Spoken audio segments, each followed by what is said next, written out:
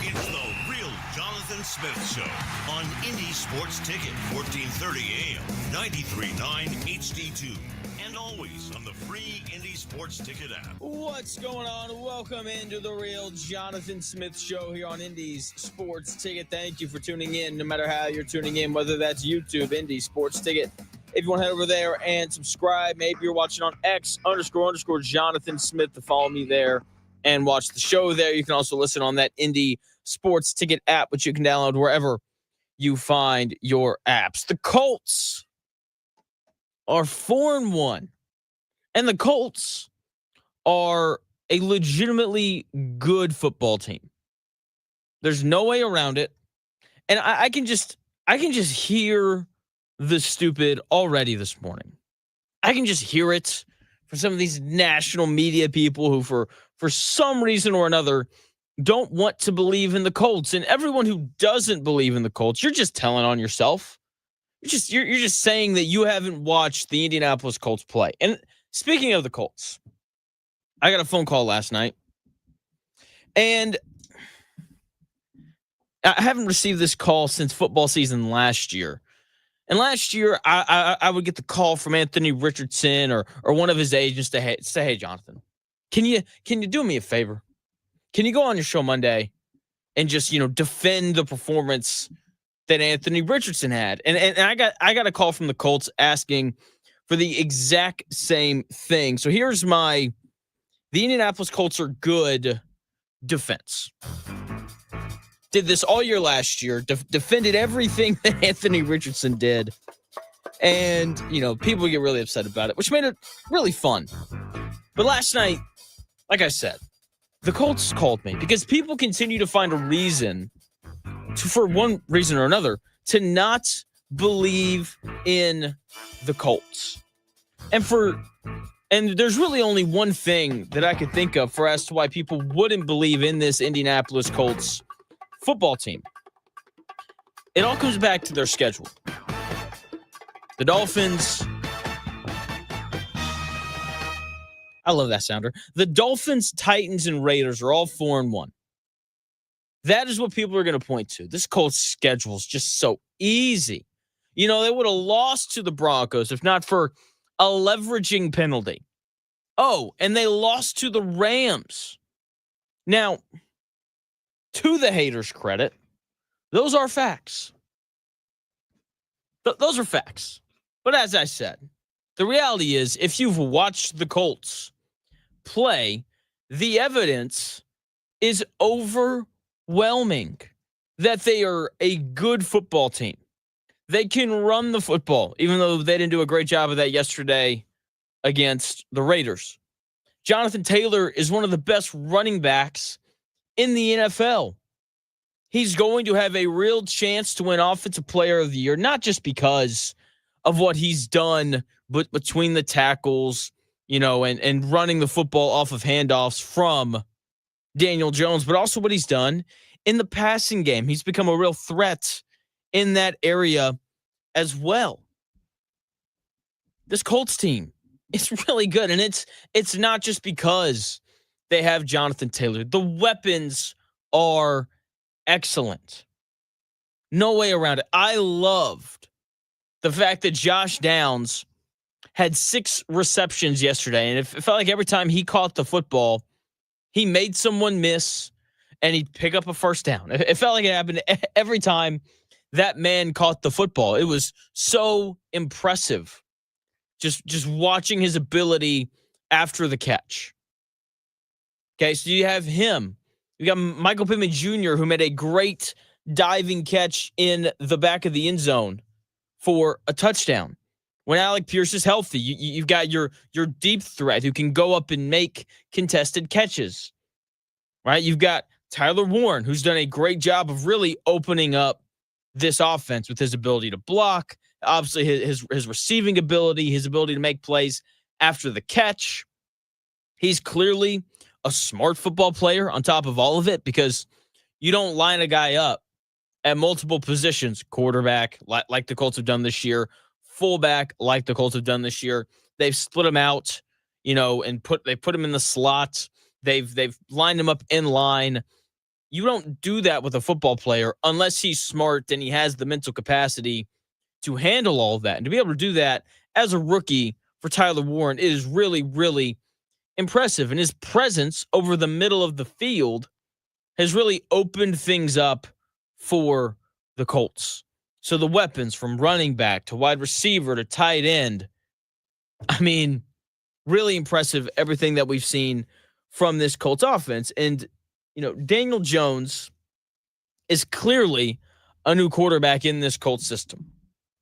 The weapons, Shane Steichen and his play calling, his offensive system, the run game, this tremendous offensive line have all elevated Daniel Jones quite a bit.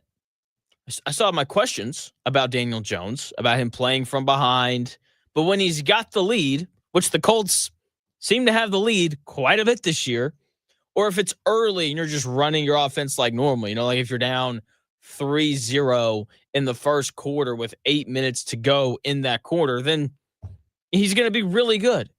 He's just done such a good job of keeping the Colts on schedule this year. Okay. And when the Colts are on schedule and they're not losing, he's clearly amongst the best quarterbacks in the NFL. So the offensive balance, because that is what the Colts have right now, the offensive balance paired with this defense's ability to force turnovers. I still don't think that the Colts defense is great down to down, but when they need a sack, they tend to get it. They turn teams over. They forced a turnover in every game that they've played in this year. That paired with a very balanced offense has led to the Colts not only being 4-1, but being 4-1 with 3 absolute blowouts. Here's Daniel Jones, Colts quarterback, talking about the offensive balance on this year's Colts team. Yeah, I think it makes it tough when you can do both, for sure. I think, JT's playing at an unbelievable level. Guys up front are playing at an unbelievable level. So, the run, and we've had a number of explosive runs, particularly in the second half, and that's a huge threat to the defense. And then, being efficient in the pass game, creating explosive plays when we have them. And I thought today, style of defense we're playing, there's a lot of underneath stuff and guys making someone miss and getting upfield. Josh had a number of plays I felt like where he caught it underneath, made a guy miss, and found 5 or 6 extra yards. Daniel Jones right there highlighting just the balance of this offense, and he talks a little bit about the explosive runs that they've been able to create with Jonathan Taylor and this offensive line and Josh Downs after the catch, and how they just have a lot of guys who can do a lot of different things. The only issue with the Colts, I wouldn't even call it an issue.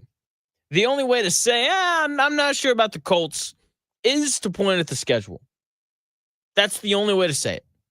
The 2 good teams they played, they lost one, and they got bailed out in the other. Okay, with the leveraging call against the Broncos. By the way, great win for Denver over the weekend going on the road to Philly. That was the Kirk Cousins bet of the week, so make sure you're tuned into that on Fridays. But the issue is, sure, they got bailed out against Denver. They still played at a really high level. That Broncos team, that more specifically, that Broncos defense is amongst the best in the NFL. I mean, it is a nasty, nasty defense over there for the Denver Broncos. And they give up 29 points to the Colts. And Daniel Jones threw for 300 yards in that game. That is by far the most amount of points that the Broncos have given up all year. They just went on the road to Philly and only gave up 17. But before that, they went on the road to the Chargers and they only gave up 23. I mean, like that game, sure, the Colts got bailed out a little bit. But that being said, they still played really well. And then you go back to last week. They go on the road to LA, and a lot of mistakes were made. Dropped interceptions by Zaire Franklin and Javarius Ward. A.D. Mitchell with the hold. A.D. Mitchell fumbling the football. Daniel Jones threw 2 interceptions. And despite all that, they still had a chance late in the game. And then, so you've got these 2 good performances against two teams that I think everyone would agree are good. And then they've crushed three bad teams that they've played. They played the Miami Dolphins week 1, right? And they beat them by 25. After that, yes, the Dolphins are 1-4, but no one else has beaten them by 25. The Patriots, who are kind of figuring things out, only beat them by 6. The Bills beat them by 10, but that game was close in the fourth quarter. Bills scored late to kind of put it out of reach. They beat the Jets, who are terrible, and then they just lost to the Panthers 27-24 on a Bryce Young game-winning drive. So yes, the Dolphins are 1-4, but the Colts are the only team to beat them handily. And then they beat the 1-4 Tennessee Titans on the road. That same Tennessee Titans team that only lost to the Broncos by 8 played the Rams really well. In that first half, things got away from them. In the second, they ended up losing by 14. And then they played the Colts and lost by 21. And the Colts put their backups in the fourth quarter. The Colts are the only team I've seen this year that have put their backups in the fourth quarter twice. And then the Titans played at Houston. And yes, they lost 26-0. But that game was like 9-0 going into the fourth quarter. It was incredibly close, and then Cam Ward played like a rookie, and then that was it. And then the Titans just went on the road to Arizona and won a really tough game. I still can't believe that they won that game yesterday. I just baffling. If you watched it, then you know what I'm talking about. And then they just beat the Raiders by 34. A Raiders team that beat New England on the road, lost to the Chargers by 11 on the road, went on the road to the Commanders and got blown out, to be fair. And then they lost by 1 to the Bears. And then they just got beat by 34. So yes, the Colts have played some lesser teams, but they are absolutely dominating them. Like, these games are not close. If you watched the game yesterday for the Colts, they come out on that first drive. Doesn't look great. They go 3-and-out. They punt, and then I don't believe that they punted again. Like, they just marched it up and down the field. And again, the two good teams that they played, they 1,000% looked the part. Now, the Colts still have some things to clean up. I will not deny that. They committed 9 penalties against the Raiders yesterday after committing 11 penalties against the Rams the week prior. That has to be fixed. While Daniel Jones has been playing at an incredibly high level, I still think he's limited. That's going to make people upset. I'm not saying he's bad. I'm just saying that he's a little limited. Okay, like we saw some of the issues with the run defense early against the Raiders. Okay, they don't have a consistent pass rush. The linebackers aren't good. So the Colts are not perfect. I don't think they're the best team in the AFC, but they're undoubtedly a playoff team. I think they're undoubtedly the best team in their division. I know Buffalo lost last night, but Buffalo and Kansas City are really the only two teams that I would say without a doubt are better than the Colts are right now. Those are the only two. Aside from that, like, I'd take the Colts to beat just about anybody else. This is a really good football team here in Indianapolis. 4-1, 3 dominant wins against bad teams, and a win over a Broncos team that just went to Philadelphia and beat the reigning Super Bowl champions. They're clearly in a much better position than a lot of these other AFC teams, just because they're staying healthy. And this is one of the biggest stories, I think, of the Indianapolis Colts this year. The Ravens, their roster, when healthy, it's better than the Colts. It just is. The issue is, that's not how the NFL works. The Ravens don't have Lamar Jackson right now. They're missing multiple starters on defense. The Bengals don't have Joe Burrow for 3 months. They got Jake Browning throwing, three interceptions a game. The Chargers are down 3 offensive linemen and Khalil Mack. They've lost 2 games in a row. The Chiefs won't have their best wide receiver until week 7. The Colts are incredibly healthy. Alec Pierce didn't play this week. Kenny Moore didn't play. Their kicker got hurt. That's problematic. They're going to have to go and find a new kicker, but I think they'll be fine doing that. Like usually, not always, but usually when you get in the red zone, if you have to settle for a field goal, the kicker tends to make it, right? Because that's at its furthest, like a 42-yard field goal. Okay, and the Colts are pretty good at getting into the red zone if you haven't noticed yet. So the Colts are not only talented, the Colts not only have a good roster, but they're incredibly healthy. And the best team doesn't win, the healthiest team does. And they're going into a Week 6 game against an Arizona Cardinals team that may not have their starting quarterback. Kyler Murray got hurt in that game against the Titans. Okay, the Colts are good, and they're healthy. Just watch this team play. It has been just really a blast to watch a Colts team that looks completely different from how they looked last year. They look together. The offense is just efficient. When the big play opportunities are there, they are made. Jonathan Taylor is potentially going to put together the best year of his career. He may not run for 1,800 yards again, but when you factor in, the pass catching and his ability to play all three downs and all those things, then that's a real possibility for him. It's just been so much fun to watch this Colts team figure it out. They change quarterbacks. They go get a guy who can just complete the easy throws. And when you have Josh Downs and these guys who can make plays after the catch, it works out really, really well for you. So, been a blast to watch this Colts team. They're good. How good? I gotta be honest, I don't know. There's, like I said, there's only two teams in the NFL right now, or two teams in the AFC right now, that I would, without a doubt, say are better than the Colts. And that's where it stops. Everybody else, I do think that the Colts would have the ability to be at home or on the road. Speaking of the Colts at home, the Colts are so good at home. They're so much fun to watch. And a large part of it is because they went out and they added Daniel Jones, who had yet another very efficient day. That is hands down the best word to describe him. It is efficient. Coach Steichen had thoughts on why the offense has been as efficient as it's been. I've got that audio for you in 4 minutes.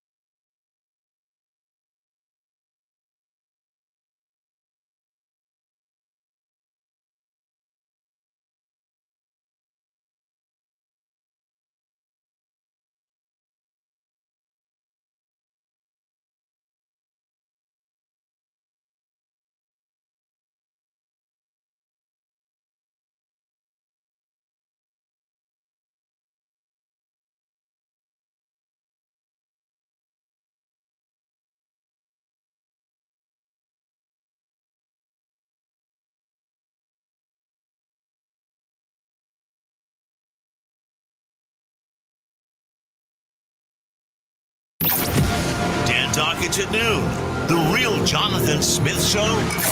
Now, this is Indy Sports Ticket 1430 AM, 93.9 HD2, and always on the free Indy Sports Ticket app. Welcome back to the Real Jonathan Smith Show here on Indy Sports Ticket. Thank you for tuning in, no matter how you're tuning in, whether that's YouTube, Indy Sports Ticket. If you want to head over there and subscribe, maybe you're watching on X__Jonathan Smith to follow me there and watch the show there. You can also listen on that Indy Sports Ticket app, which you can download wherever you find your apps. The Colts are 4-1. They go out, they bring in Daniel Jones, and he is done a great job of just coming in, using the weapons, staying behind this excellent offensive line, and just being efficient. That is the best word to describe him. Sure, he's missed a couple throws here and there, but every starting quarterback in the NFL is going to miss throws from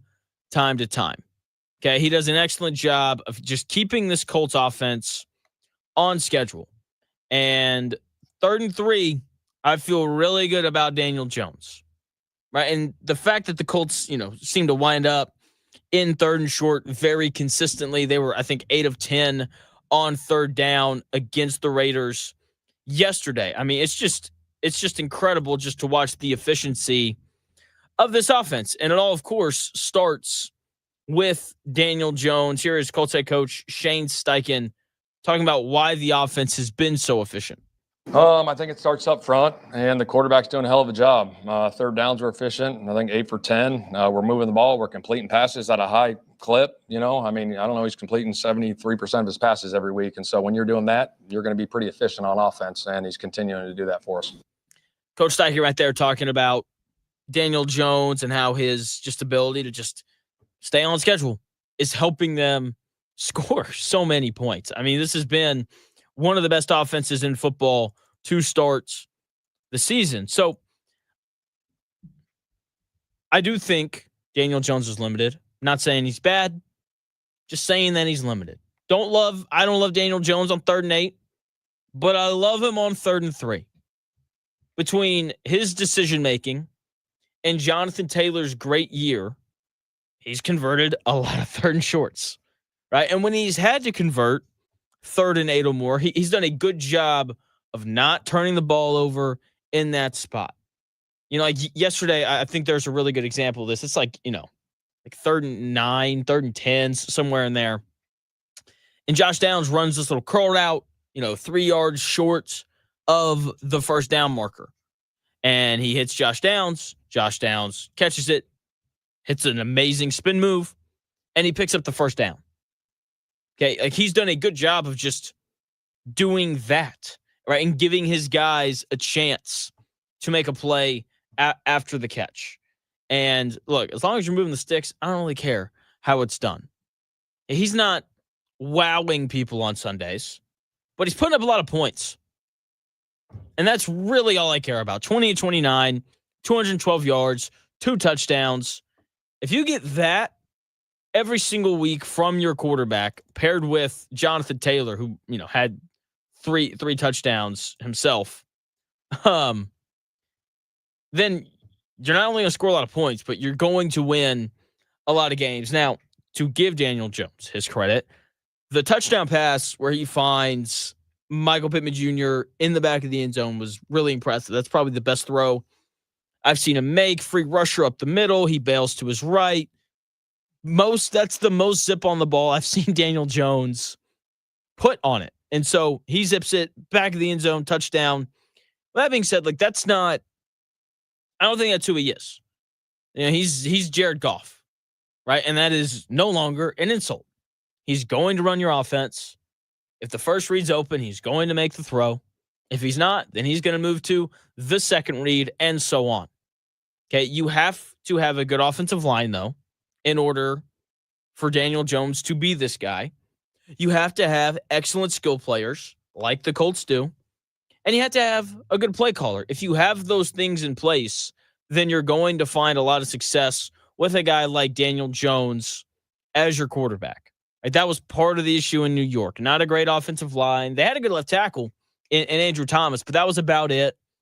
He had Saquon Barkley while he was there. He had Malik Neighbors last year. Outside of that, there just wasn't enough around him.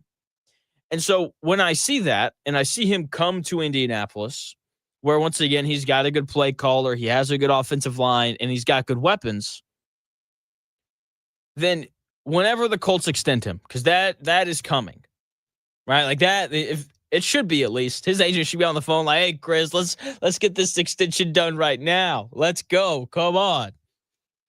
So whenever they work out this extension, it's imperative that the Colts do not overpay him. It is important that the Colts do not do what the Jacksonville Jaguars have done in overpaying Trevor Lawrence. It's important that the Colts don't do what the Miami Dolphins have done in overpaying Tua. Daniel Jones is playing excellent right now. Okay? With that being said, if you pay Daniel Jones top of the market money, so Dak Prescott currently makes more money than any other quarterback in the NFL. He's making $60 million a year. Let's say Daniel Jones cuts 5 off that. He's like, all right, $55 million a year. As soon as you do that, everything changes. Okay, you can't afford, a good, right tackle anymore.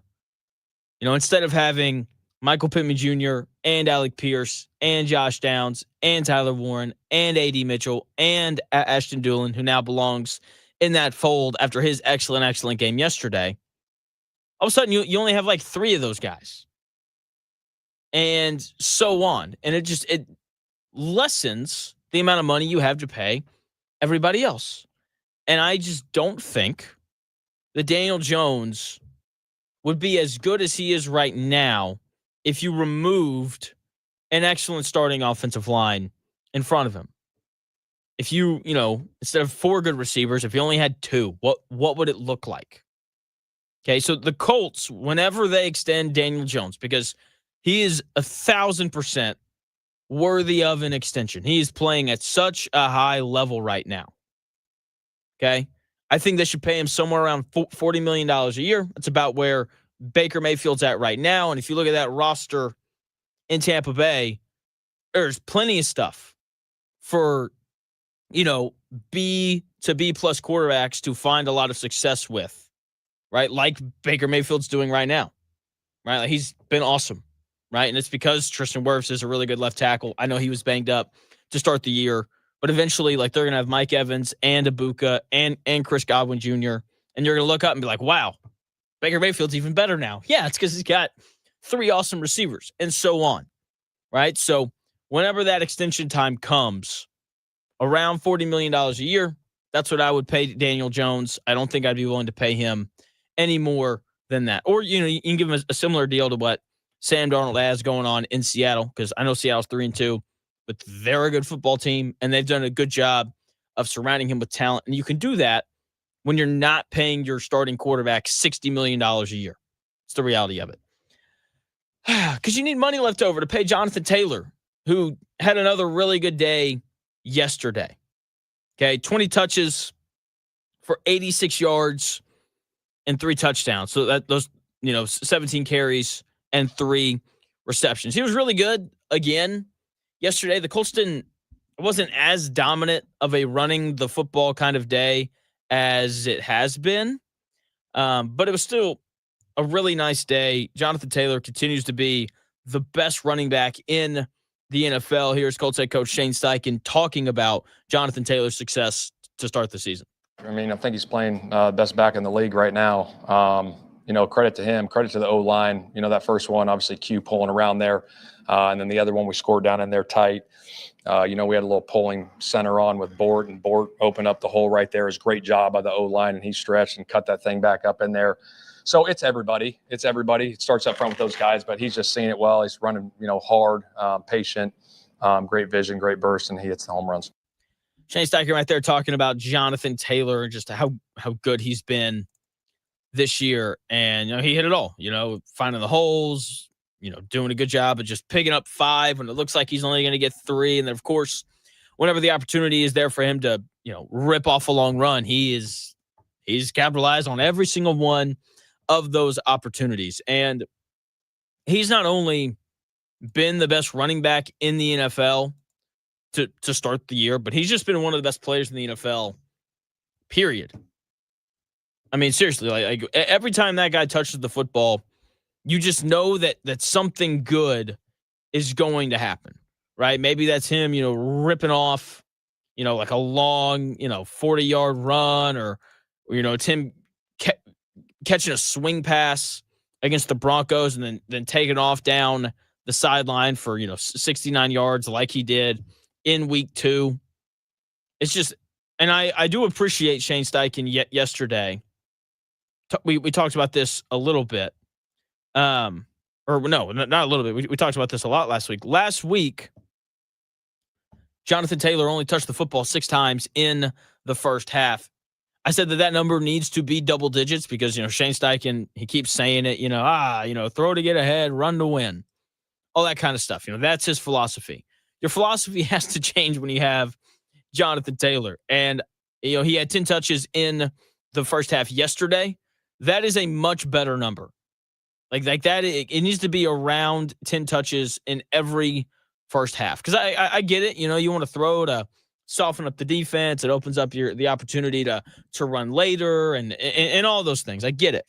But I do appreciate Shane Steichen getting him a little bit more involved in the offense in the first half yesterday. So could have been more, but the Colts only ran 9 plays in the first quarter. So Jonathan Taylor, been a stud, such a large part, or no, the largest part for the success of the Colts this year, I think, is Jonathan Taylor. Just his consistent ability to constantly pick up positive yardage. Like, I think that's such an underrated thing about backs in the NFL. The best backs aren't only the ones who, can rip off the long chunks, but it's also the running backs who get the football and it looks like they're about to take a 3-yard loss. And instead, they just get back to the line of scrimmage. So, love Jonathan Taylor. He has been excellent this year. This offensive line continues to just push people around. Been a lot of fun to watch this team. And yesterday, Jonathan Taylor's good, but I really enjoyed watching Ashton Dulin. You can tell that Coach Steichen really appreciates him. You can tell that the players in the locker room do as well. Coach Steichen talked about Ashton Dulin and his start yesterday. I've got that audio for you in 4 minutes.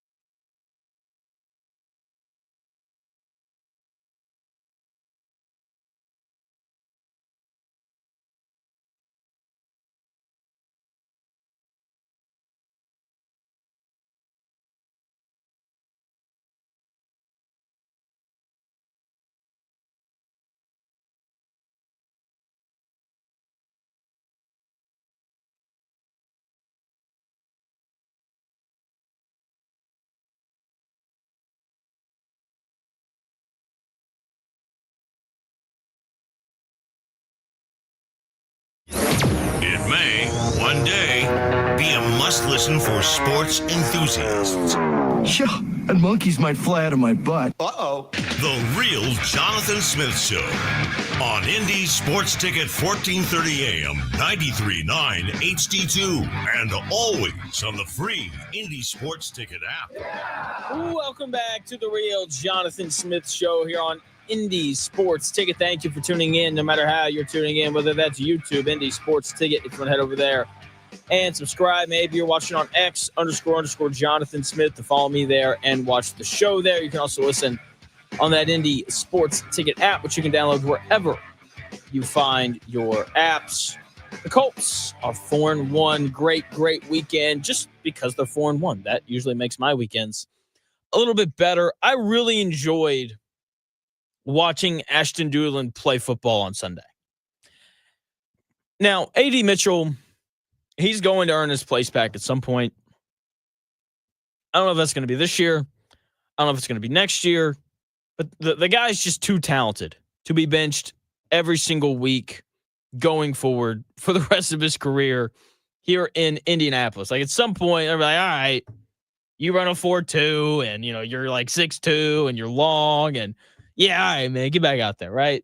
So, with that being said, I love Ashton Dulin. Like, you can just tell, like, the dude works hard. He's a freaking special teamer, for crying out loud. And you can tell how much Shane Steichen appreciates him as well in this clip. I mean, he's as gritty as they come. He's as tough as they come. And he does anything that's asked. And he understands his role. I go over roles and opportunities to start the season, and I go through every player. And I say, yeah, you're our special teams ace, and you're going to go cover kicks. And when you get your opportunity on offense, go make the most of it. And today, obviously, he got a hell of an opportunity and played a ton on offense.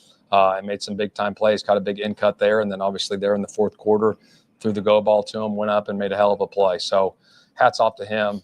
Just a tremendous worker is what he is. Shane Steichen right there talking about Ashton Dulin, who, got the starts over A.D. Mitchell on Sunday because A.D. Mitchell doesn't know how to hold on to the football when crossing the goal line. And you can just tell, like, the dude's incredibly tough. He's been good on special teams, as Shane Steichen called him in that clip. He is their special teams ace, and he's going to cover kicks. And with that being said, that dude makes the most of it whenever he gets to touch the football. He had a kickoff return for a touchdown that was sadly called back. He's an excellent gunner on punt coverage. I think he was all-pro last year as a gunner. And when he touches the football, good things happen. And I know nothing dumb is going to happen. He's not going to drop the football before he crosses the goal line. He's going to run the right route. He's going to be where he's supposed to be. He's never going to try to do too much. Like when the play's over and he can't get any more yards, he's just going to go down. He's not going to try to be Superman and break 40 tackles. And no, like that's not him. Like he's just going to do what is asked of him. No more, no less. And he had my favorite play of the game yesterday. Hands down. He's running that like deep-ish crosser coming across. Daniel Jones throws him a hospital ball, as some people like to say. And he catches the football in his chest and just gets absolutely decked when he does. I mean, absolutely crushed. Feet come flying up. And it didn't matter. He still caught it. He caught the football. He stood up, signaled first down, and he ran back to the huddle. No more, no less. He is tough, and he is reliable. He's a large part of why you have to like the depth with the Indianapolis Colts at wide receiver. Like he's their sixth receiver. And he's still really good. He had the play in the fourth quarter where he went up and he made a play. He led the Colts in receiving yards yesterday with 55. Tough and reliable. The two things that A.D. Mitchell hasn't been through his first, year and a quarter of a season here in Indianapolis. And those are the kinds of players, tough and reliable ones, that win games for you. And so Ashton Dulin, they can leave him in as long as they want. If they want to keep giving him the reps, if they want to keep giving him the reps over AD Mitchell, then I mean, come on now. I'm not going to blame him in the slightest. All right, we're 44 minutes into this, and I have yet to talk about the defense. And it's so weird. I genuinely don't know how the Raiders only scored 6 points. I don't. I have no idea. They outgained the Colts. They moved the football, I thought, pretty well. I thought Ashton Dulin early especially really kind of had it rolling on the ground. I will say this about the defense. They have done a great job this year of taking advantage of the opportunities that they have had to force turnovers. The one game they didn't came against the Rams, and they lost that game. And they still forced the turnover. Kyron Williams fumbled the football, and the Colts jumped on it, and they were good to go.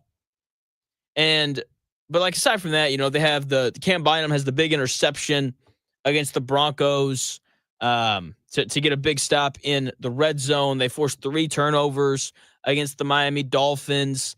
And then yesterday, they picked Geno Smith off twice. Leatu Latu picks up his second interception of the year. Can't believe I'm saying that. And then Mekhi Blackman, I believe, had the other one. They had 2 chances yesterday for turnovers, and they took advantage of both of them. I don't think that this defense is great. I've said it all year. They're not great against the run. While Mekhi Blackman and Jonathan Edwards are definitely better than Xavier Howard, still aren't great. By the way, Mike Hilton, he gets hurt yesterday. He's got a shoulder thing. It's like that's not very comforting. Like there's a lot of injuries on the back end of the defense. All right, the linebackers, not great. The pass rush, not great. With that being said, you can cover all of that up if you force turnovers. You can cover all of it up. Like it's hard to expose the Colts linebackers when Cam Bynum's picking you off and sending your offense back to the bench. And the Colts have done that. They've forced a turnover in every game that they've played this year. The one game they lost was the one game where their offense turned it over. And they just happened to turn the football over 3 times. A.D. Mitchell fumbled through the back of the end zone, and Daniel Jones threw 2 interceptions. If they can continue forcing turnovers, it will not be an issue. It won't be. But turnovers are a luck stat. I'm very adamant about this. And you can't depend on that when you play elite quarterbacks. They've also done, to the Colts' credit, a great job of creating negative plays. That you can rely on a little bit more, right? Because you can blitz. Maybe you've got an edge rusher or a defensive tackle who just does a really great job of creating penetration on run plays. And, and they're just a tackle for loss machine. And to the Colts' credit, yesterday, they did that. 4 sacks and 6 tackles for loss. Now, they've got to be better on third down. Okay, like you can't allow the Raiders to go 8 of 14 on third down. Like that's not a great sign going forward. Once again, how the Colts only allowed 6 points yesterday doesn't make any sense. The Raiders outgained the Colts, and they were really good on third down. But when you force 2 turnovers, that certainly helps quite a bit. And just the difference in the defense from last year to this year has just been incredible. No way around it. I mean, it's been incredible going from this Gus Bradley cover 3 to Lou Anarumo playing man and then playing zone and then blitzing and then acting like he's going to blitz and then blitzing nobody and then, calling a stunt, and Tyquan Lewis had a sack yesterday where he, stunts all the way around and comes up with a sack. So it's just the difference from last year to this year on both sides of the football are just amazing. And the Colts, in some ways, not in all ways, in some ways, they're just a sign of hope to everybody. Of like, hey, upgrade your defensive coordinator, find a quarterback who can do the bare minimum, which to Daniel Jones is doing more than the bare minimum. Let me say that. And then then all of a sudden you can be really good. That's really all that the Colts have done. Yes, they added Cam Bynum. Yes, they added Travarius Ward, two very important pieces. Travarius Ward continues to be extremely impressive for the Colts. He was, again, yesterday as well. But those have been the two biggest changes. They changed their defensive coordinator, and they changed their quarterback. And it has revolutionized the way that the Indianapolis Colts play football. Now, I do very quickly want to touch on this. Indiana, they're going on the road this week. They're going to go play, Oregon, and we'll see how that game goes. I'm not convinced that they're going to win it, but I feel like they can go beat Penn State after Penn State just lost to UCLA. I am being asked by Timothy Bowman over on X, if you want to tweet at me at __ Jonathan Smith. Timothy asking, Schrader is a huge loss for the offense when most NFL games come down to a field goal. What are your thoughts? Look, it sucks. Let me say that first and foremost. It is not good that Schrader's going to be out. Shane Steichen said yesterday during his press conference that things didn't look great for Schrader and his leg and all those things. That being said, this Colts offense has been so incredibly efficient all year.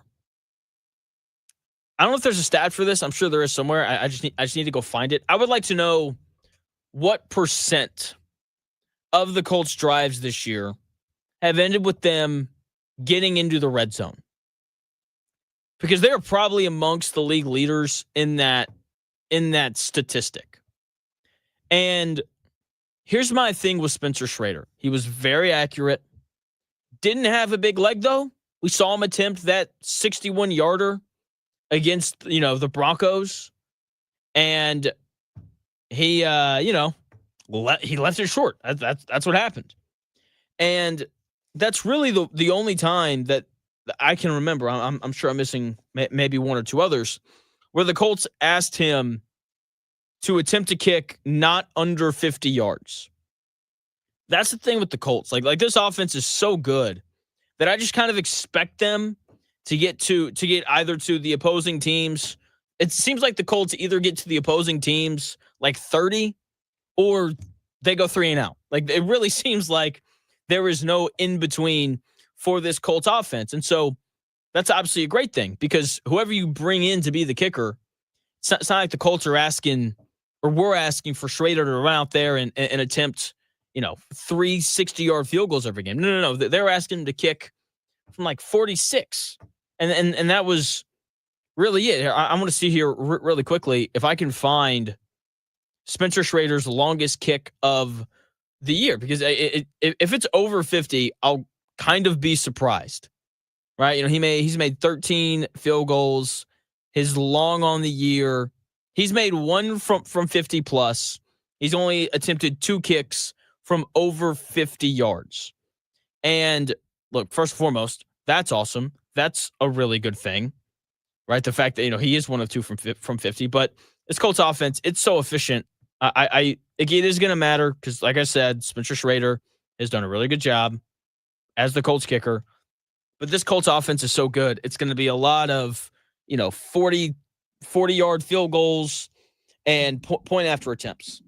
That's really what it's been for him this year when you look at all of his attempts, right? He's 5 of 5 from 20 to 29 yards, 5 of 5 from 30 to 39 yards, and 2 of 2 from 40 to 49 yards. So that's where most of the kicks are coming for this Colts team. And as long as this Colts offense stays healthy, I think most of the kicks are going to come from inside of 50 yards. And look, if you're on an NFL roster as a kicker, you should be, not saying that you will be, but you should be pretty automatic from inside of 50 yards, right? Like Matt Gay last year, who's he kicking for now? I think he's kicking for the Commanders now. Like they moved off of him because once he got out past 50, he just wasn't very good anymore. But inside of 50, He was money. And I'd like to think that is how most of the kickers in the NFL are. So, yes, it is a loss. Yes, it sucks because he had been really reliable and kickers are weird and they get the yips and all that kind of stuff. With that being said, I think the Colts are going to be fine no matter who winds up kicking. It seems like it's going to be the punter, Sanchez. We'll see kind of how he does. He was a kicker in college, so like he obviously knows how to do it. The question is going to be who's going to hold and do all those other still very, very important things. So while the Schrader loss is terrible and it sucks because he was having a really good year, he was just reliable. Like whenever he walked out there, you're like, yeah, he's probably going to make this. Well, that was the feeling with him. Hopefully that's the feeling with the next guy. And hopefully it's that way because this Colts offense just continues to be uber efficient. So, yeah, Spencer Schrader. I think they'll be fine. The Colts, they are good at football. Simple as that. And it's made my weekends a lot more fun. Sadly, we didn't get to watch the Indiana football team play. That's all right. We're going to see them go on the road to Eugene. College game day is going to be there, which always makes games just feel a little bit bigger. I don't know what time kickoff is for that game. Let me actually look at that here really quickly, but it's going to be fun. Can't wait for that. The Colts are going to host the Arizona Cardinals this next Sunday as well. That game could be a lot of fun. We'll see whether or not Kyler Murray plays. Yeah, one way or the other. And that Colts, that Indiana and Oregon game is going to be at 3:30 on CBS. I can't believe that's not. Actually, yeah, I can. Yeah, I can. They don't want to play that game at 9 a.m. local, so that makes sense. But Colts are good. Football in the state of Indiana is an absolute blast. And I had to put my defense attorney hat on for the Indianapolis Colts, and I'm going to do it again for you here in about 4 minutes.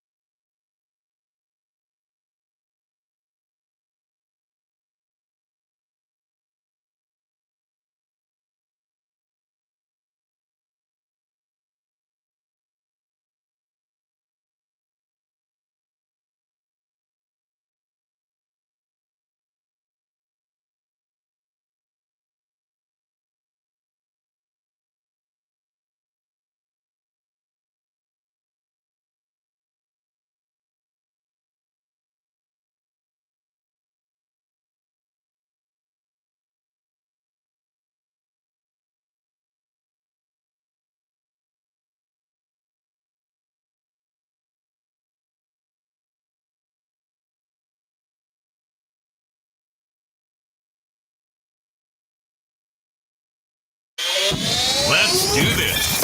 It's the Real Jonathan Smith Show on Indy Sports Ticket, 1430 AM, 93.9 HD2, and always on the free Indy Sports Ticket app. What's going on? Welcome back to the Real Jonathan Smith Show. Hour number 2 getting underway here on Indy Sports Ticket. Thank you for tuning in. No matter how you're tuning in, whether that's YouTube, Indy Sports Ticket, if you want to head over there and subscribe. Maybe you're watching on X__Jonathan Smith to follow me there and watch the show there. You can also listen on that Indy Sports Ticket app. I think it was Ross. Yeah, Ross asking in the YouTube chat how Bourbon and Birdies was over the weekend. It was great. If you didn't go, you missed out. A lot of really good bourbon, hitting golf balls. Just a really nice time. Like, just a nice low-key event, especially if you go with other people. I brought my wife with me, who's not, she's not a big fan of bourbon, but she's a fan of hitting golf balls and playing games. And Back Nine is just, it's a great, great spot.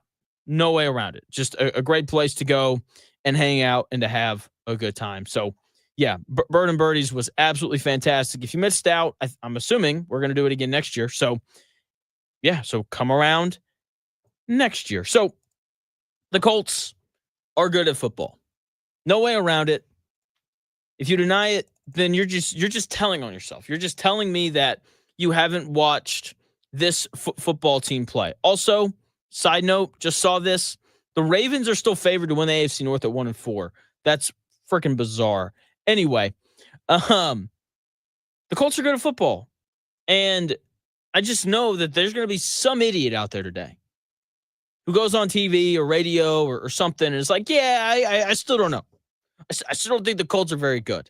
And that's why the Colts called me last night. Hopefully that person is listening, because I'm about to put my defense attorney cap back on. Because the Colts are good at football. They're one of the best teams in the league right now. They're definitely one of the best teams in the AFC. I would pick them, I think, over anyone not named the Chiefs and Bills right now. Aside from that, though, I don't know how you don't take this high-powered Colts offense and defense that just kind of finds a way to force a turnover every game. For some reason, though, people still don't believe in the Colts.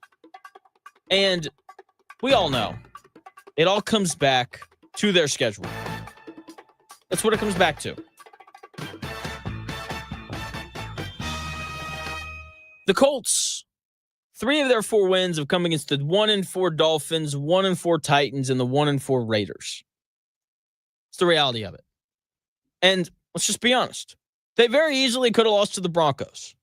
If it's not for the leveraging penalty, which, by the way, was 1,000% leveraging. With that being said, like, if you watch any field goal attempt, there's leveraging on every play. So if it's not for that, then they're 3-2. And they did lose to the Rams. So to the haters' credit, those are facts. But once again, if you've watched this Colts team play, the evidence is overwhelming that they are a good football team. Jonathan Taylor is one of the best running backs in the NFL. They can run the football. This offensive line that he's running behind is amongst the best in the NFL. Jonathan Taylor has a real chance to win Offensive Player of the Year. Okay, and it's not even just because of what he's doing carrying the football. It's also what he's doing out of the backfield, catching everything, taking, balls caught at the line of scrimmage for 20-yard gains. He's done that on multiple occasions this year. Okay, the weapons outside of Jonathan Taylor are really, really good. Once again.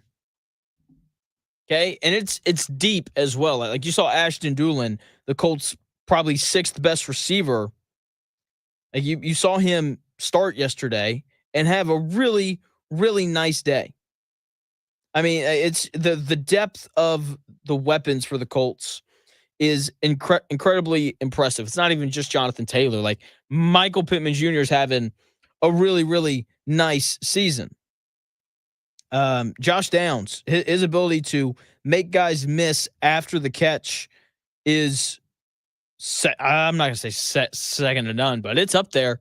And we saw it on full display yesterday in that game against the Rams. So I thoroughly enjoy watching this Colts team play because of the weapons, because of Michael Pittman. And obviously, you have Alec Pierce, who's not even playing right now. And in addition to it, like, you've got a guy in A.D. Mitchell who hopefully one day will figure it out. And if he does, then that's another weapon for the Colts. And then you have Tyler Warren, who's really opened up the offense with his ability to not only catch the football, but his ability to block. Like, he is an excellent blocker.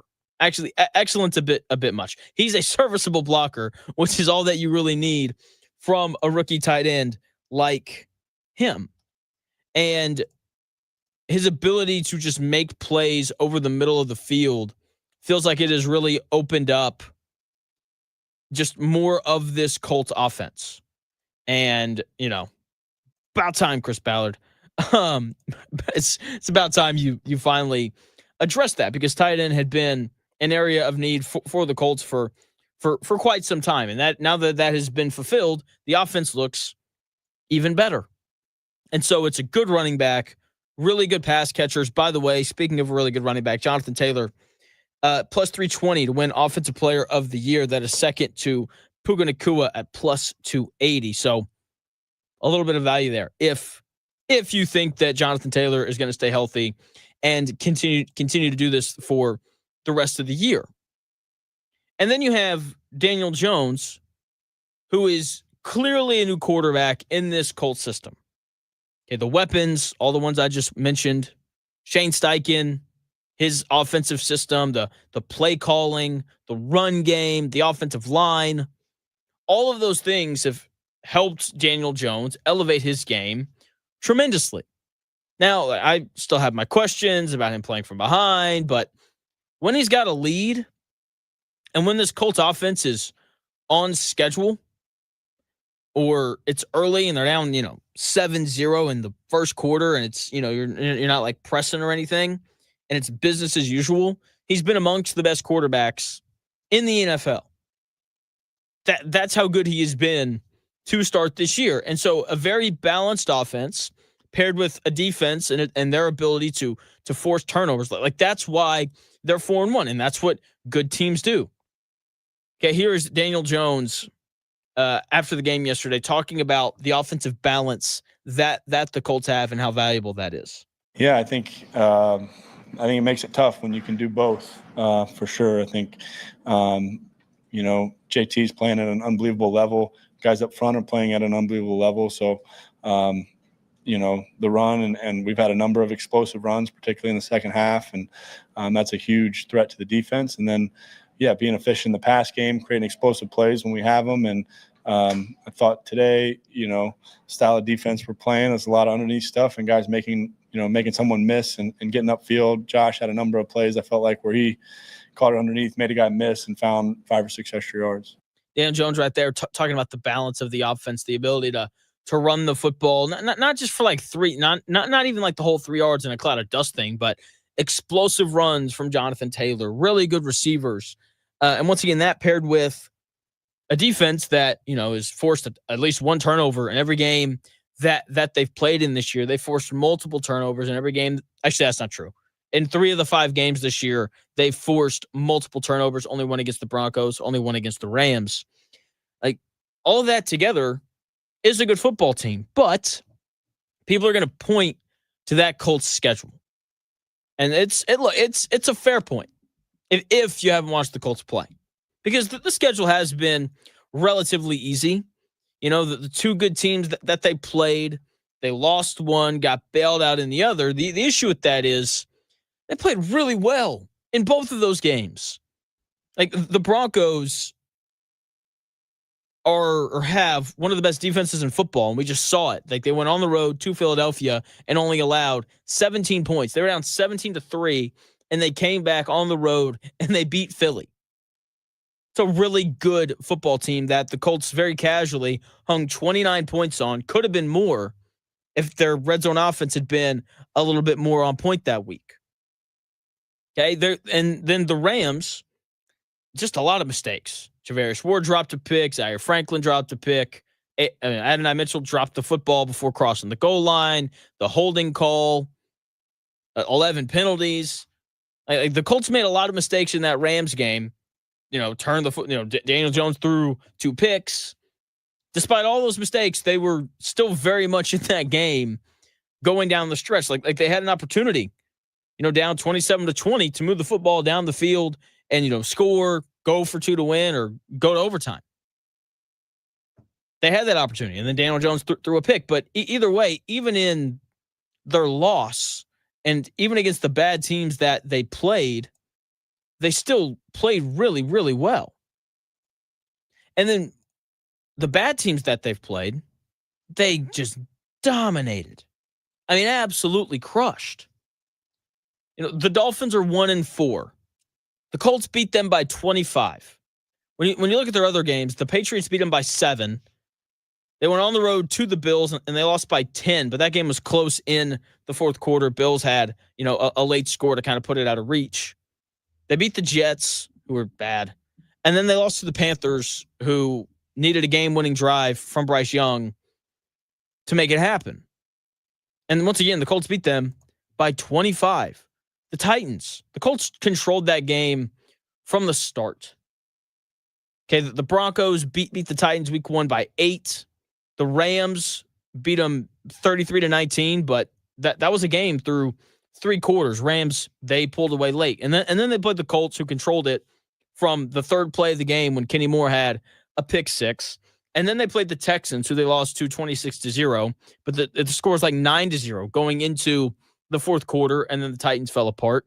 And then they just went on the road to Arizona and won 22-21. That game, by the way, was nuts.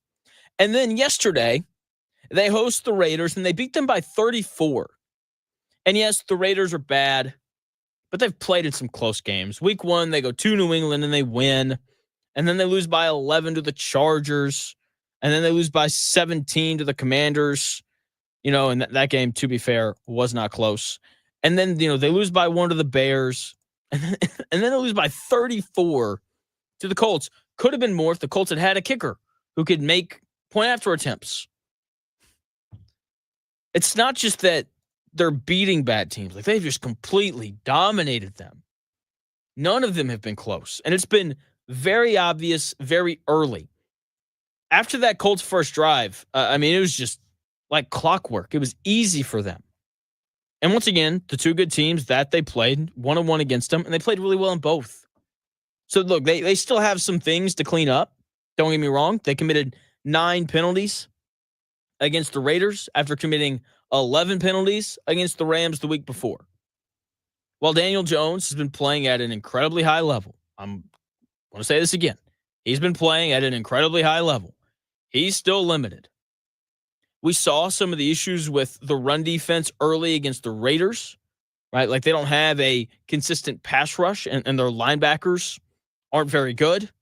Okay, the we like our guys, position group of the year, what a surprise, isn't very good.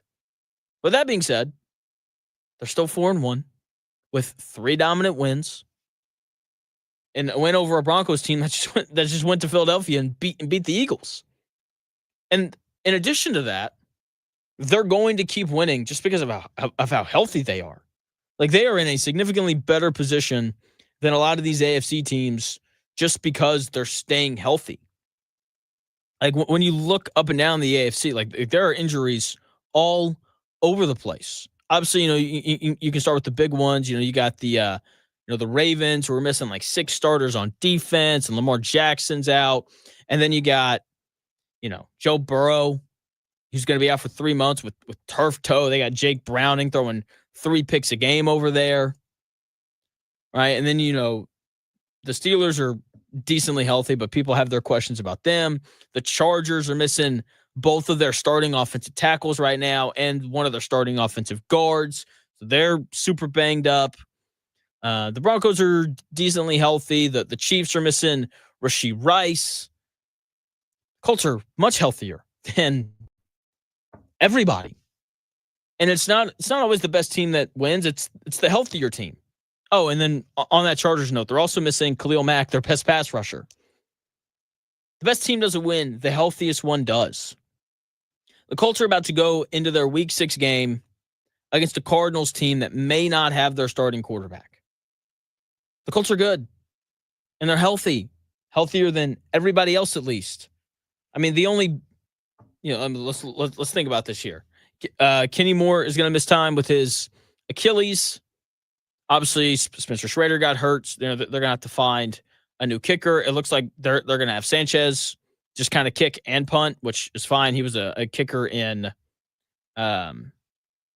he was a kicker in college, so he'll be fine there. The Colts aren't going to be asking him to make 60-yard field goals because this offense has been so good. And then, Alec Pierce has missed 2 games with a concussion. He should hopefully be back this next week.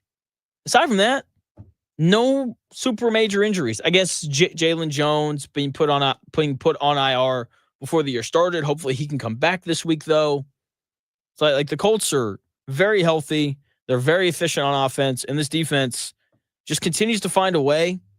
But the story of the Colts this year is the offense, and it is Daniel Jones and everything that he's done. Okay.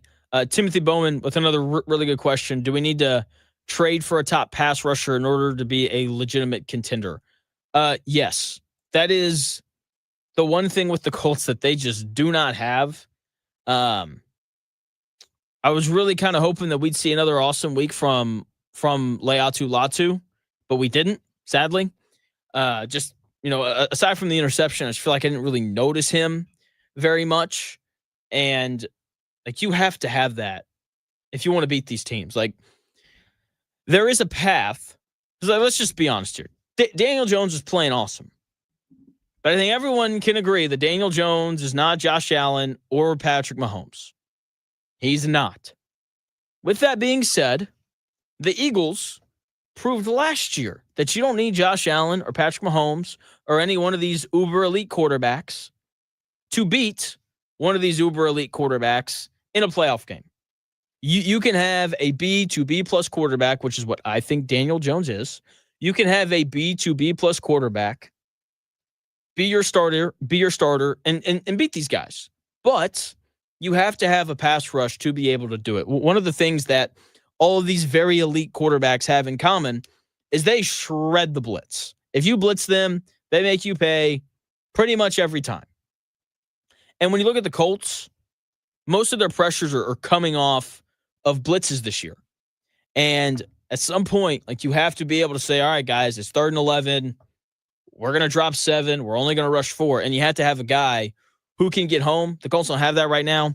So if they could add any sort of pass rushing help, I think that would be huge for them going forward in terms of competing for maybe a Super Bowl, which is a really weird thing to say after everything that happened to the Indianapolis Colts last year. So yes, Timothy, I do think that the Colts need to go and add a pass rusher. They need a linebacker as well because the linebackers are just abysmal. But I'd rather have a pass rusher. None of it matters, though, if Daniel Jones doesn't keep playing at this level.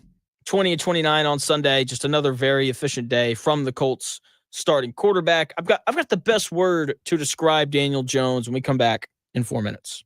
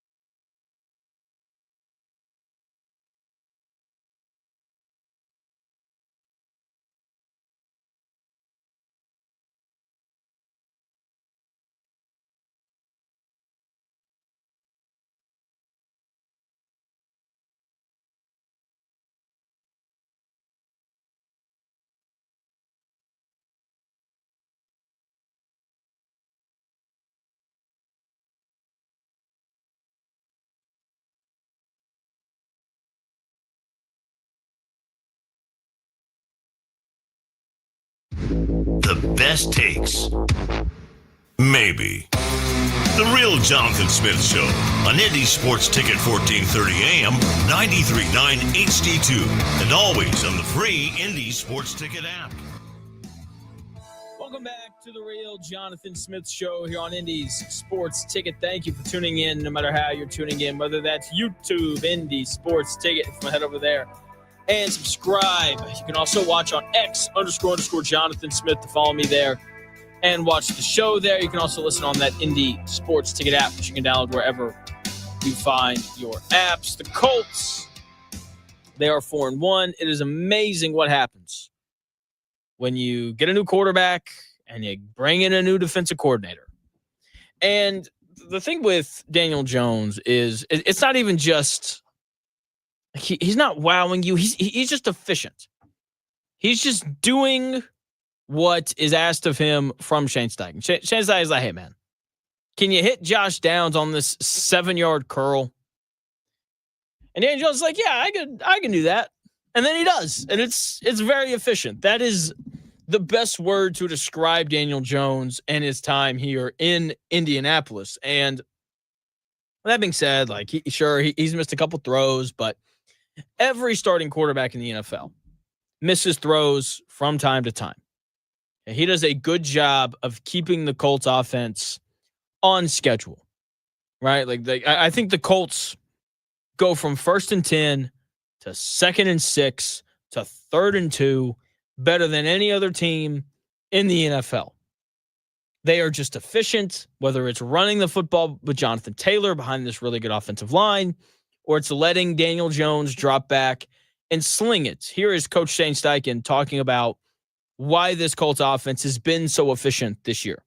I think it starts up front, and the quarterback's doing a hell of a job. Third downs were efficient. I think 8 for 10. We're moving the ball. We're completing passes at a high clip. I don't know. He's completing 73% of his passes every week. And so when you're doing that, you're going to be pretty efficient on offense, and he's continuing to do that for us.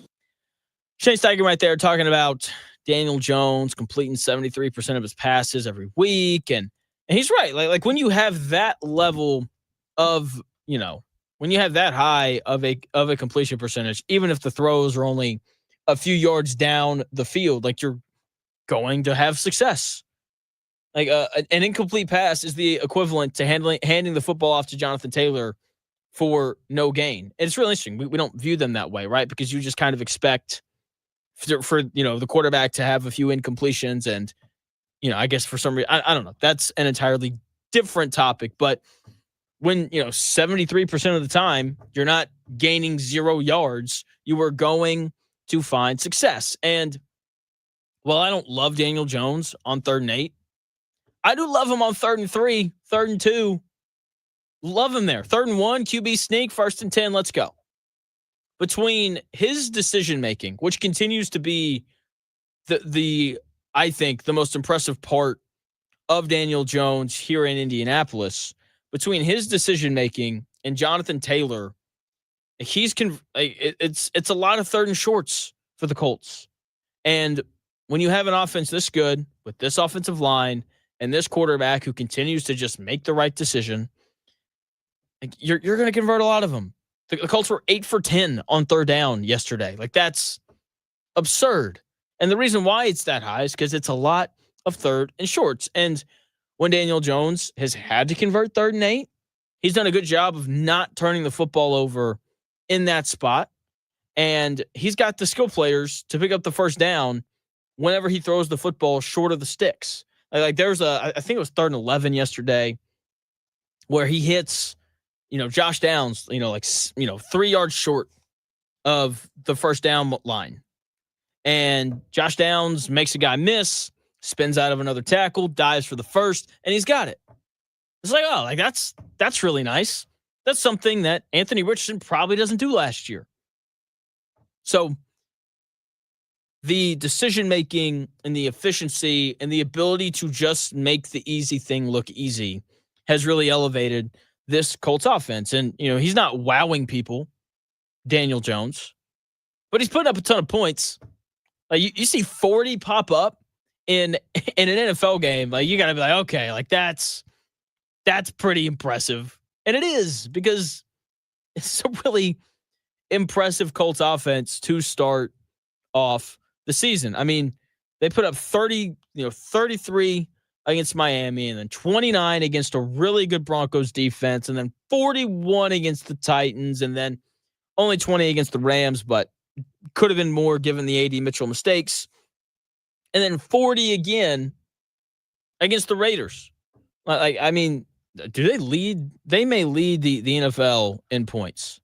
I mean, it's incredibly impressive just kind of watching this offense and just the efficiency with which they operate. And that all obviously starts with Daniel Jones. He's not turning the ball over. He's making the right decision, and he's giving these excellent Colt skill players opportunities to make plays after the catch. Okay, he's not wowing people, but 20 of 29 for 212 yards and 2 touchdowns, that's going to lead to a lot of wins. And that's ultimately all that we care about. That's ultimately all that Chris Ballard and Shane Steichen care about as they continue to, fight for their jobs. Like Shane Steichen knows that if they don't win this division, if they don't win this playoff game or win a playoff game, then he's might get fired. Chris Ballard knows that he hasn't won the division in the 9 years that he's been here.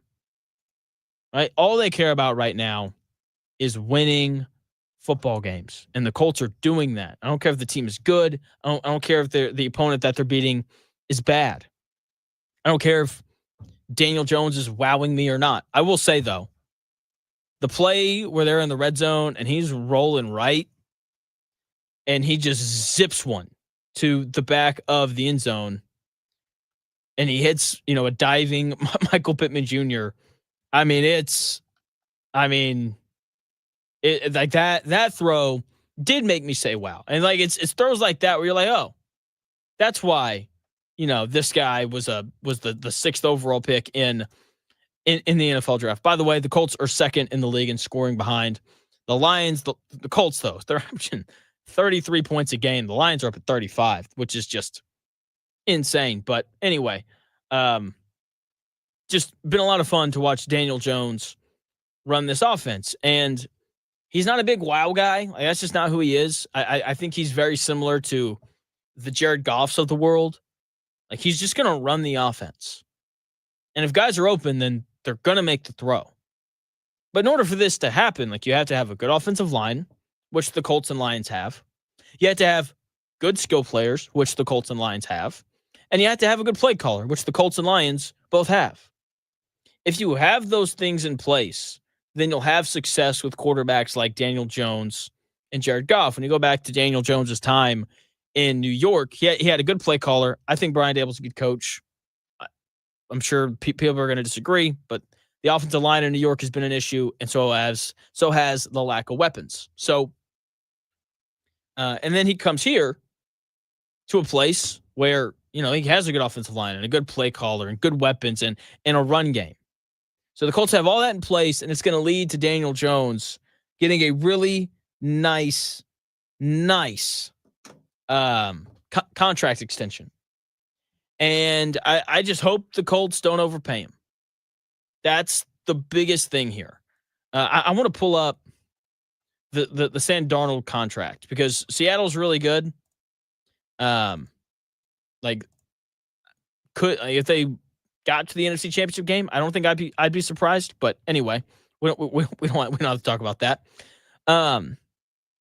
If they pay him around Sam Darnold money, if they wanted to pay him a little bit more, then I think that would be totally fine. Sam Darnold's averaging, he signed a 3-year, $100 million deal. So that's $34 million a year. I think that is what I would pay Daniel Jones, because that ensures that you have enough money to have a good offensive line in front of Daniel Jones, and you can pay receivers to kind of help elevate Daniel Jones, and you can, go out and pay for good defensive players on top of it. I think that if they exceed like $42 million a year, then I think that'll be a mistake, because a large part of the efficiency is because of everything around him, the good offensive line, 4 good receivers, a good tight end. Like, honestly, like if you take the Colts and you look at the 4 pass catchers that they have on the field, like whether it's Tyler Warren and Josh Downs and Michael Pittman and Alec Pierce, like it's gonna be really tough for you to find a group of 4 much better than that in the NFL. If you cut it down, you go groups of 2, groups of 3, then you can probably find teams better. But in terms of 4, good luck.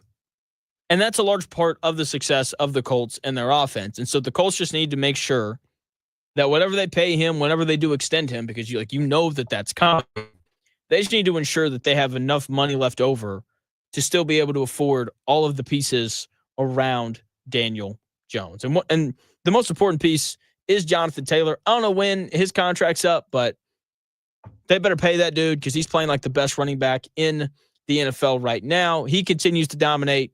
Coach Steichen had a lot to say about him after the game. I've got that audio for you in 4 minutes.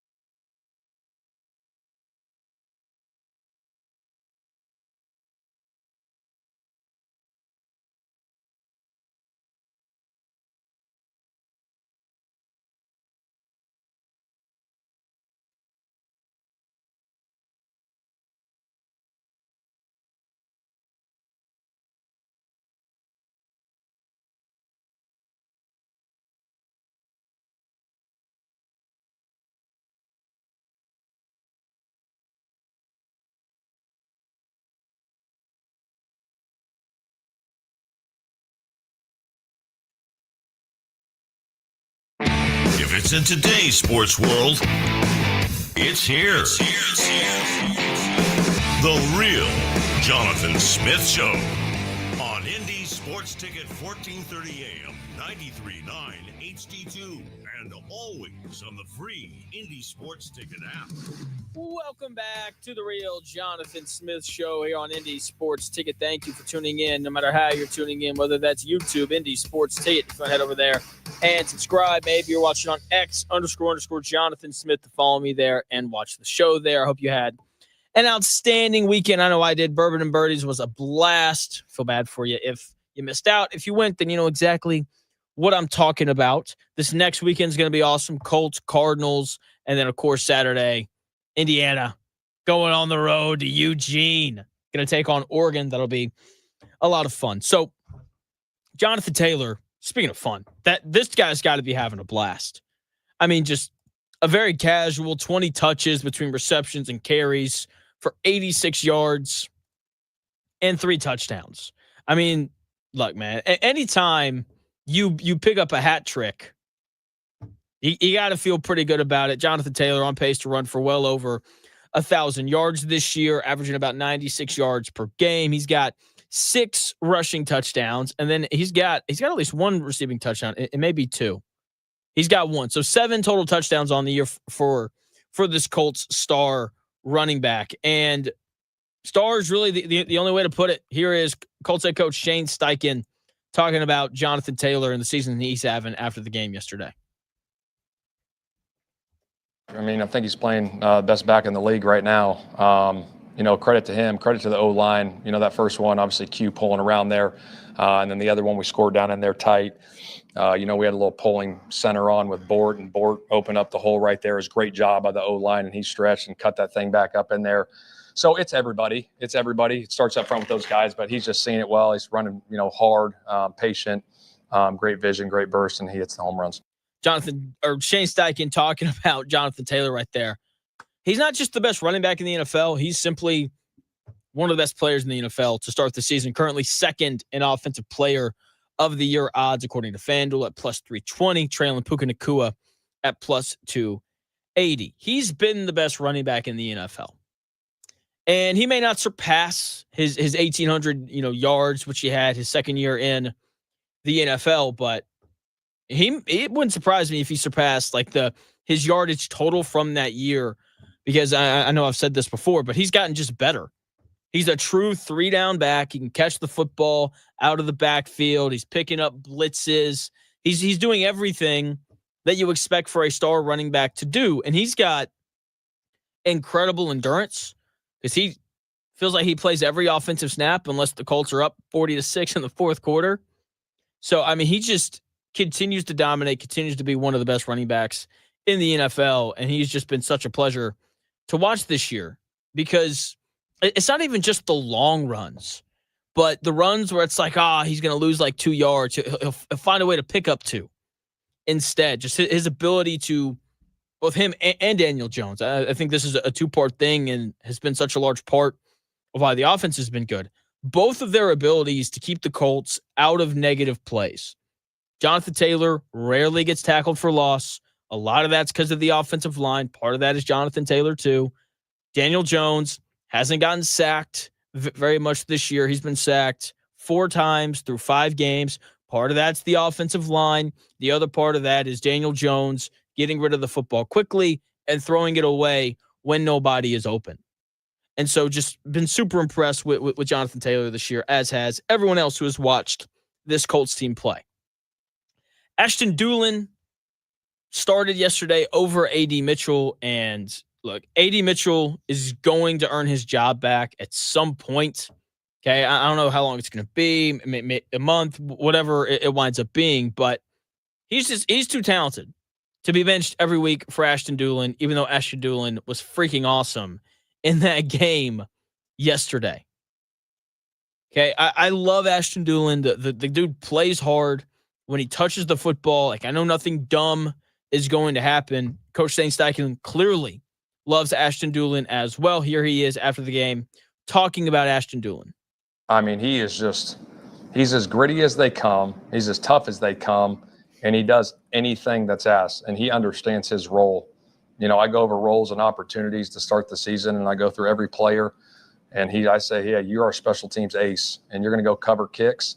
And when you get your opportunity on offense, go make the most of it. And today, obviously, he got a hell of an opportunity and played a ton on offense and made some big-time plays, got a big in cut there. And then, obviously, there in the fourth quarter, threw the go ball to him, went up and made a hell of a play. So hats off to him.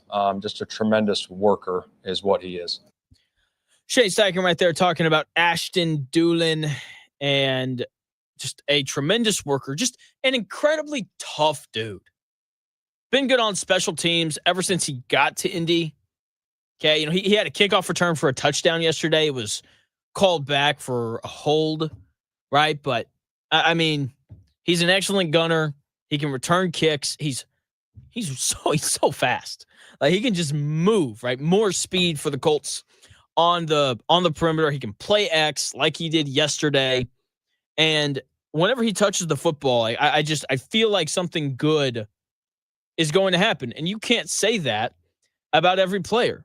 Like, whenever A.D. Mitchell touches the football, I get nervous. It's like, oh, he's going to find a way to ruin this. You know, like, that's just kind of the expectation whenever A.D. Mitchell touches the football. And that's why he's been benched like he was. So with Ashton Dulin, he's just reliable. Like, when he touches the ball, good, you feel like good things are going to happen. And I know that nothing dumb is going to happen. He reminds me of like Obi Toppin for the Pacers. Whenever Obi Toppin is in, you know he's going to do two things. He's going to shoot threes, he's going to run the floor, and finish at the rim when he runs the floor. If neither one of those things are available to him, he passes the ball. Okay, like that is the Obi Toppin experience. And I feel like the Ashton Dulin experience is incredibly similar. You know, where if he's open, he's going to make the catch. Like the play yesterday where he's running this crossing route and Daniel Jones leads him probably a little bit too far into this defender. And he just gets crushed. Just boom, catches it, crushed immediately. And he, you know, goes down. It's like, oh man, like, is this dude hurt? Is he hurt? No, he's just going to stand up, point for a first down, and then run back to the huddle. And it is just, and I just like it happened. I just laughed. I was like, that's actually hysterical, because I like A.D. Mitchell. I love his talent. But A.D. Mitchell like probably lays there for like 30 seconds, gets up kind of slowly, and like that's it. And, you know, he probably dances or something, and then he runs back to the huddle or whatever it is. Not Ashton Dulin. Just catch, pop up, point for a first down. He's not going to make mistakes. He's tough and reliable. That is what he is, right? Like when he touches the football, you know nothing dumb's going to happen. He's not going to drop the ball before he crosses the goal line. Yeah, he's not going to fumble. He's just going to do his job and fill his role and then get ready for the next play. And Obi Toppin with the Pacers does the exact same thing. He doesn't turn the ball over. Okay, he just does what is expected of him, and then he goes on to the next play. So love Ashton Dulin. Go ahead, leave him in there for as long as you want, Shane Steichen, Coach Steichen, because that guy is a winning player. That is what he is. He is a winning player, and you have to have players like that in your locker room and on your team. Guys who just show up to work, do their job, and then go home. It's the reality of it. Okay. Spencer Schrader, Colts kicker, is out. Don't know how much time he's going to miss. Shane Steichen said yesterday, though, during the press conference that things did not look good. And don't like that. I need things to look good for Spencer Schrader, because he's been such an important part of the Colts team so far this season. Very efficient on the year, 13 of 14, kicking field goals. With that being said, look, let me say it again. It sucks that he's out, but I don't think this is going to be a thing that like ruins the Colts season. You know, it's not like the Ravens going from Justin Tucker to some guy that they had to pull in off the street, 5 years ago when Justin Tucker was the best kicker in football. This isn't like the Cowboys going from Brandon Aubrey to some random dude that they had to sign because Brandon Aubrey got hurt. Spencer Schrader, very efficient, but the Colts offense did make his job pretty easy, to be fair. Like, he only attempted 2 kicks on the year from more than 50 yards. Only 2, and he's one of 2. That's it. And then he made all of his other kicks because they were all from inside 50. If I was a free agent kicker, I would be doing everything in my power right now to grab this Colts job. I mean, anything that I could do, I'd be doing it. Like, oh man, like I mean, seriously, because this like kicking for the Colts has got to be one of the easier gigs in the NFL because it seems like every time they touch the football, they are either going to, they're going to get into the red zone or they're going to go 3 and out. It feels like those are like the only 2 options for the Colts offense. Like they pick up 1 first down and then the offense starts rolling and then the defense is on their heels. And then you look up and they're in the red zone. So I'd be dying for this job. Like they're 5 games into the season and they've only had to attempt 2 field goals at more than 50 yards. Everything else has been inside of that. And the vast majority of NFL kickers are going to be dang near automatic inside of 50 yards. So while it's not fun that Spencer Schrader's out, Rigoberto Sanchez, I think he's going to be fine. It seems like they're going to, seems like they're going to have him step in and be the kicker while he's hurt, or while Spencer Schrader's hurt. Sanchez was a place kicker in college, so I'm sure he'll do just fine sliding over and taking on the kicking duties here for however long Spencer Schrader's out. So should be, fine. Just keep the kicks inside of 50 yards. I'll be honest, I don't want the Colts attempting field goals over 50 yards. Just go for it on 4th down. Seriously, like the offense has been so good this year. Daniel Jones has been so efficient this year.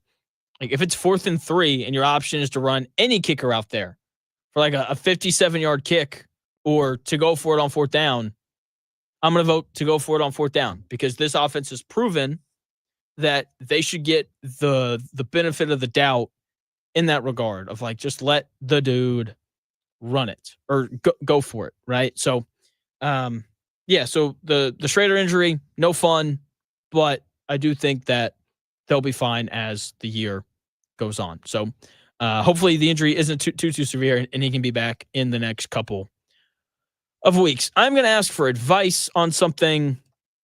This Saturday, I'm going out of town. I'm going to Knoxville. I'm going to go watch a game at Neyland Stadium.